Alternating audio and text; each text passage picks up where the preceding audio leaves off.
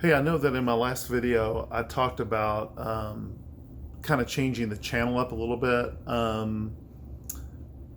but I don't know. I'm not sure what I'm doing right now. It's not. It's. I don't know. I'm not sure what I want to do. I'm not sure if I'm going to keep making content. I like. I like coming on here and talking. It's a good play. It's a good experiment. Would suggest it to anyone to just come on and make videos and just talk, whether you get anyone watch it or not. But I was hoping to try to grow the channel, and I just think what I want to do is incompatible with what YouTube's expectations are. I'm seeing that you have to make shorts and stuff, and I like to expand on thoughts. I don't really like to, a friend of mine asked me, why do you do top threes instead of top fives or tens? It's because it gives me more time to talk about things I like talking about. So if I want to talk about my favorite movies, I'd like to take time to talk about it and so forth. So I think I'm just going to go on here kind of whenever I feel like it until I decide exactly what I'm doing. If I'm doing anything at all, I'm not sure. Just kind of becoming more work, then I feel like I have to put more work into it. I really want to. Because I said, if I can't just set up my camera and do it, then I probably, won't be doing it anymore. But I do have some thoughts here that I thought were kind of interesting that I'd wanted to share. I got in a conversation last night that I think a lot of people, particularly Christians, would hear and would think that it sounds very silly.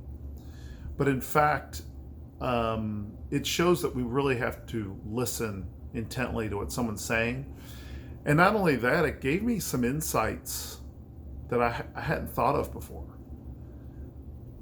I had a friend of mine. I've just talked to him at work for a little while, for like 3 weeks. I got a new job at work, and he got to talking to me. And in the first week I got to know him, I've learned a lot about him. He's just pretty open about what he believes, and he's an atheist. And he became an atheist because he was sort of forced to go to church when he was young.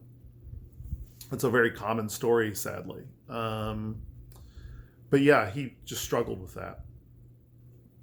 And note number one, you're probably not going to see someone you love become a Christian because you try to force them into it. He was basically forced to go to church, a lot of social pressure to become a Christian, to get baptized. All his friends were baptized and he wasn't. And he kept asking why. Kind of really interesting story. But I asked him, I said, well, how did you arrive at atheism? And I told him my story. I remember just kind of seeking for a long time.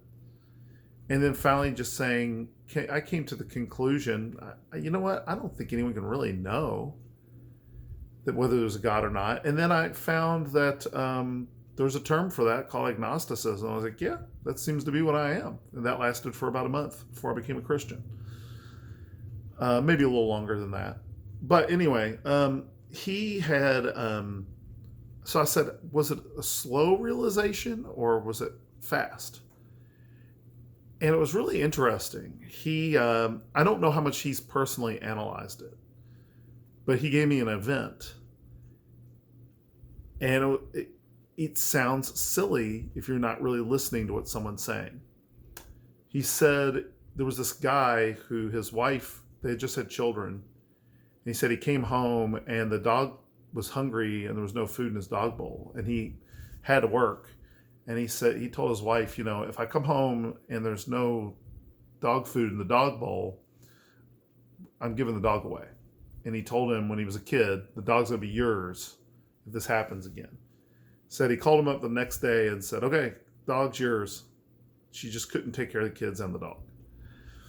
So he said he had a dog, free dog.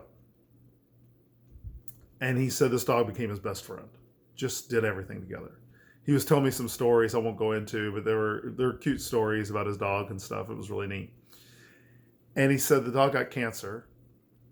And he said, okay, I gotta pray about it. And there was nothing. Nothing. I asked him, I said, you mean just silence? He's like, yeah, just silence, nothing.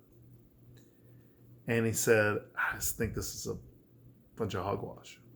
And he said, that's when I became an atheist.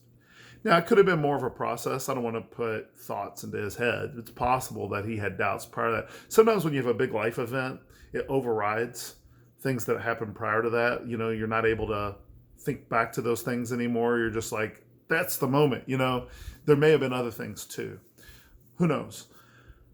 But to the unthinker, to the person who just hears this story and went, wow, they might just go, you rejected God over a dog. You rejected God over a dog. But I like to really listen to people and take them serious. I think God takes us serious. I don't think the things that matter to us, I think they matter to God. I don't think the things that matter to us don't matter to God, no matter how silly it is. There are things that our children are concerned about that are silly to adults, but adults take those things serious because they love their children. We recently watched an episode of House Hunters, and the woman wanted a staircase for her daughter so she could feel like a princess. Yeah, I know, it's hard to take that one serious. It's like, lady, just buy a house. But you get the point. So I wanted to listen to what the guy's thought on this and think about that. How many times have you gone to God and wanted to hear something you really needed to hear him, and all you got was silence? I think it's profound. And I started thinking about it.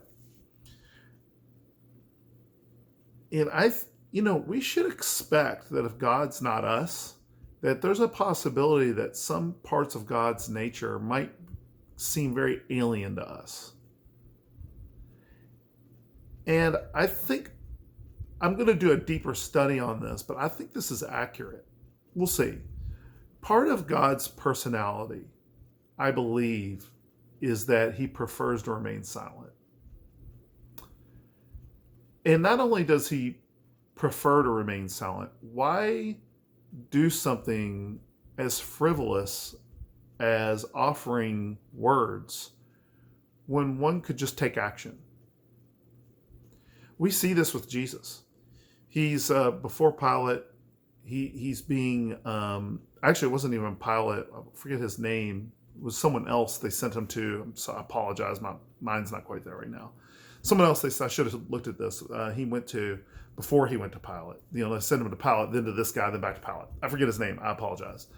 And they kept throwing accusations and asking questions and toying with him, and he just stayed silent.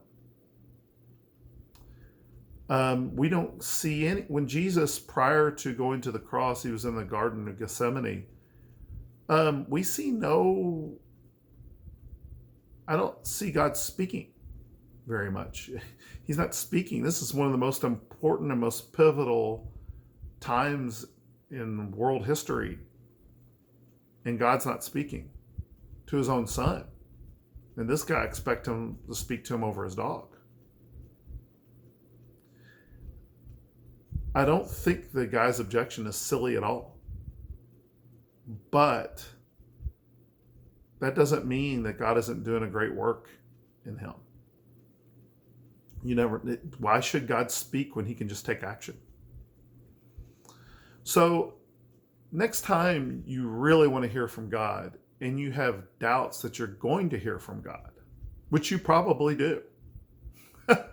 Well, I think we all do, right? It's like, yeah, I don't think I'm going to hear from him. I still think you should offer silence and offer listening more so than you offer up words. Don't get me wrong. There's nothing wrong with offering up words. But absolutely be willing to just spend time approaching God. That might be it's likely God is going to take action.